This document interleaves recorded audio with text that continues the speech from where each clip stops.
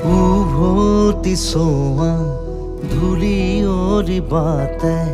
ধূলি হৈ হৈ উৰিব জীৱনী উজুতি খোৱা উচুপনিবোৰে ছবি হৈ হৈ কবহি কাহিনী সময়ৰে সুতি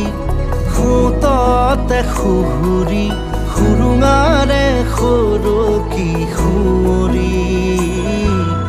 উভতি চোৱা